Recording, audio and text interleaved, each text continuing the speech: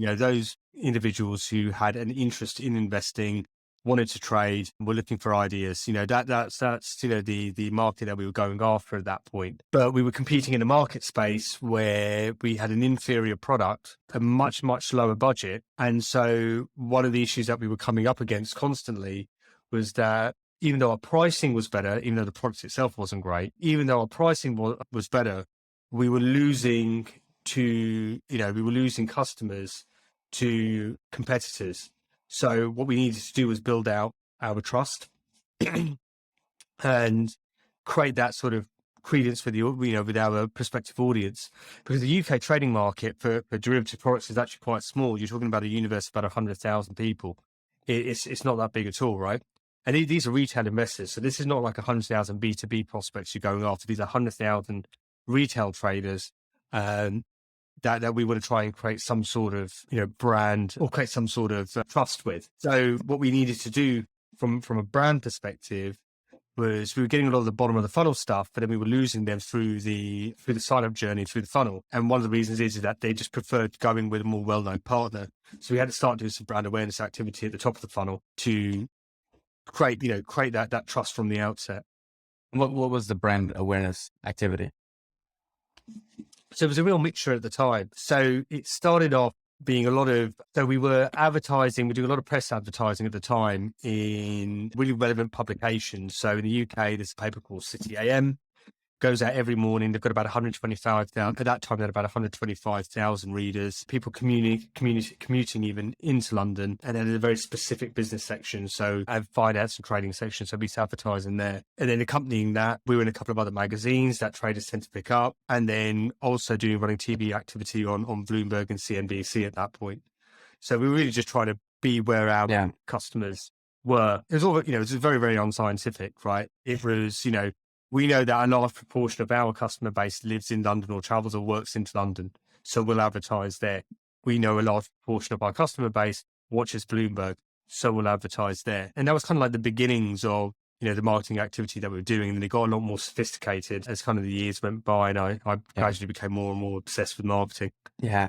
And what was the inspiration in Growth Gorilla and wanting to go and focus on an agency that not just helps, the current company that you were working at, a lot of different fintech companies with their growth and with marketing, because I think, even as a founder myself, it is a very complex. You think it's simple in terms of, getting your brand out, recognition, the campaigns you can run, but there's so many intricate things that you can do in parallel with others that help kind of create an overall net to bring in, new clients, partners, what have you. But what was the inspiration behind Growth Gorilla? And tell us a little bit about the traction that you're seeing now. Yes. So the inspiration behind Growth Gorilla, funnily enough, was having done and been in financial services by that point for the best part of 10 or 12 years. I thought, I really, really enjoy the marketing bit. I want to take a break from financial services.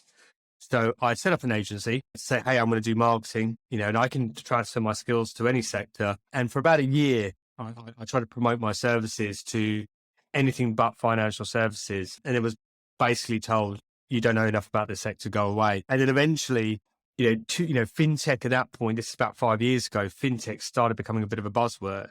And I just started getting I started getting a few recommendations because fintech platforms are fundamentally, they're all the same really, right? So you've got a marketing website, a sign-up journey, and then you've got the back-end platform.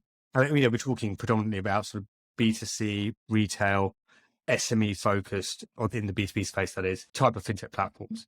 So because I kind of knew about that funnel, I haven't done it for so long, I just started getting a few referrals saying, look, speak to Shamir, he kind of deals with that sort of stuff. And I went, all right, fine, I'll do financial services and fintech. And then about a year or so later, a year or two after that, we just went, right, we're just going to do fintech now going forward. Because one of the things I realized is that fintech organizations don't see themselves as financial services. They see themselves as fintech, as the next generation. So we just, double down and focus on that sort of area. So that was kind of the inspiration for Growth Gorilla and how we made a decision to go to the next space. Do you use a lot of the same strategies that you used before? I think a lot of the same principles, but not necessarily the same strategies, because the landscape of marketing has changed quite a bit. So, for the better as well, right? So where before we had cast a pretty wide net with a relatively large budget to get in front of our target customer, we wouldn't really need to do that now because of platforms like Facebook, Twitter, LinkedIn, TikTok, etc.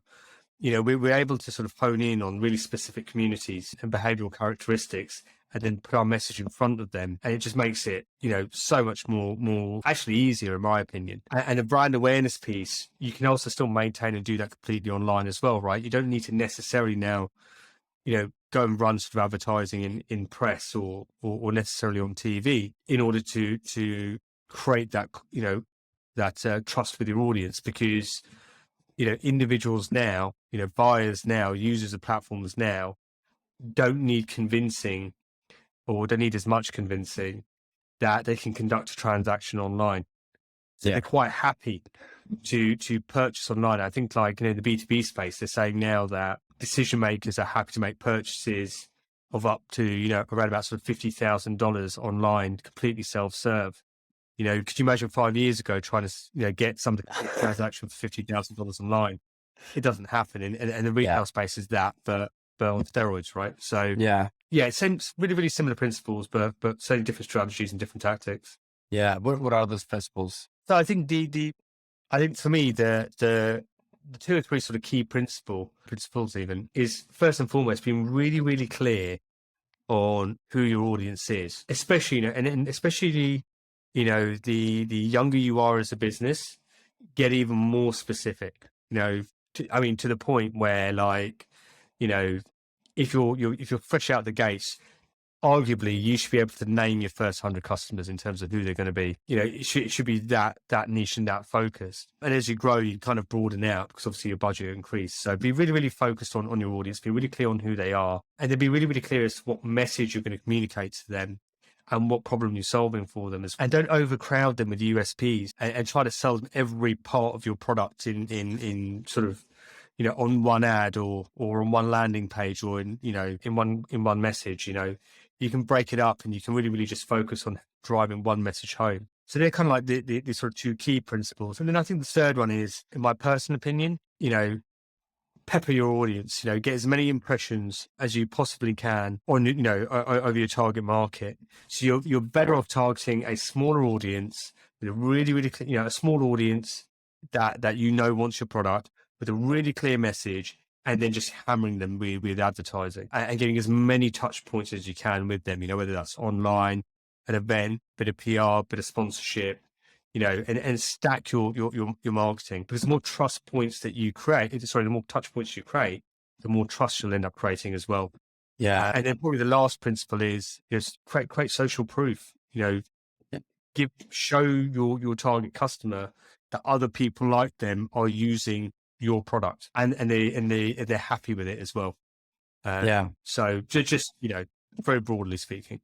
Yeah, no, it's incredible to see how you view it, because it's very systematic. It is the way it's structured seems to compound on itself. And I think, from my experience, and it's like you have to put all that effort into a lot of different channels, but be very focused with it.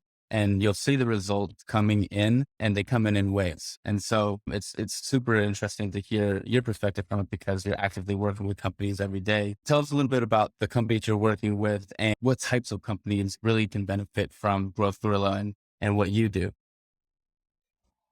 Yeah, so obviously fintech organizations, that's the sort of blindingly obvious bit.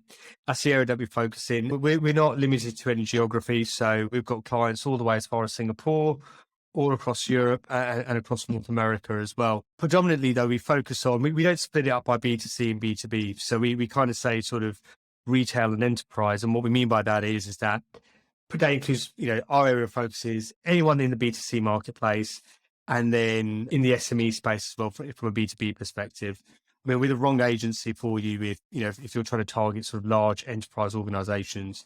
There's better firms out there than us that will help you. But certainly where there's volume, where we can get lots of volume of users in, we create lots and lots of data points, then we can really help scale the organization at that point.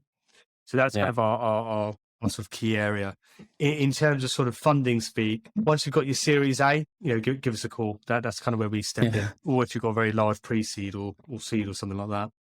But about the Series A market, kind of where we kind of come in. Yeah. As an agency, I run an agency myself. It's always a question for me is like, how do you, obviously doing good work is going to lead to word of mouth and have your product spread and introduce you to more relationships.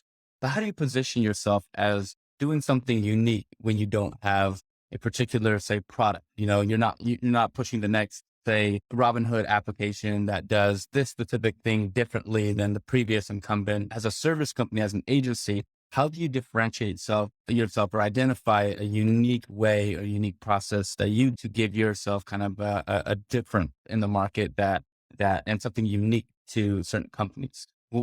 How would you, what would you do or how do you do that? How do you do that? Yeah. So look, the first thing is we specialize in a really specific sector. Okay. Yeah. So by doing that immediately, you're straight away creating an area of focus.